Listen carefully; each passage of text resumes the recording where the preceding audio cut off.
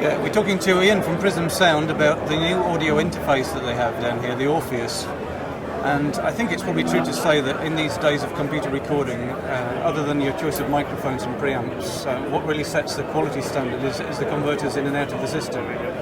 Yes, I mean, we've always been into converters and increasingly, obviously, interfacing those into computers. And we've seen the need, particularly recently, to be able to bring the quality that we're known for to a wider market by providing it in a plug-and-play form for people with computer workstations, and to give a mix of features that are useful to those people, and most importantly to give the performance that we're famous for. Okay, so this is a Firewire interface.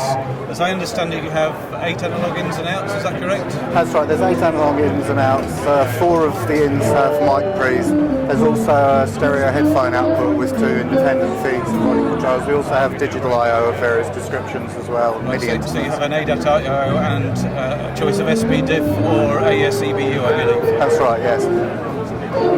Okay, now you've got some control software that goes with this. Presumably that's for setting up things like monitor mixers?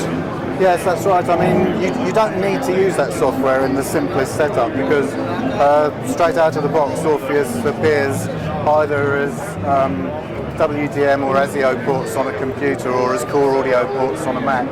And so without even firing our software up, you can make connections to it from your workstation program of choice. But obviously, if you want to make adjustments to any of the special features that are built in here, like switching filters in and out, or as you mentioned, setting up low latency mixes for overdubbing or something like that, then you'll use our software to do that. Okay, let's go and have a quick look at the software. So there are a variety of different jobs that this software does. We've split it up into different screens so that we can fit a lot of functionality into a relatively small space. Obviously, people who are doing this kind of job don't want to waste too much of their desktop on Orpheus when they've got all the other stuff to worry about. So what we're looking at here is the input channel strips, if you like. So here are the 4 channels which are currently in microphone mode. We have 48 volt phantom power, impact filters, phase reversal, and the gain control here. We also have an overkiller, as we call it, on every channel, which is an instantaneous progressive limiter, which people in our professional products have found useful over the years. We've got that on every analog input channel. This here is the digital input. So selecting here, we've got the equivalent thing in the output direction.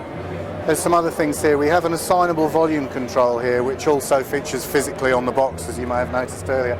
And you can assign that to various outputs if you're using them perhaps for control room monitoring. So if you've got a stereo control room monitor or perhaps 5.1 surround, you can, by clicking these buttons, you can assign the volume control here, which you can then either adjust in software or, more importantly, physically on the box, so that you've got a good quality monitor. It goes back to what I was saying before, really, about having all the features that people in this sort of studio in a box market need. We've got great quality conversion and mic amps coming in.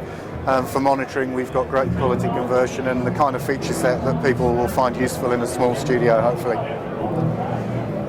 It looks pretty impressive. When's this actually going to be available to buy? We've been shipping this for some weeks now. We were hoping to have it released earlier in the year, but the first 100 units went out before Christmas.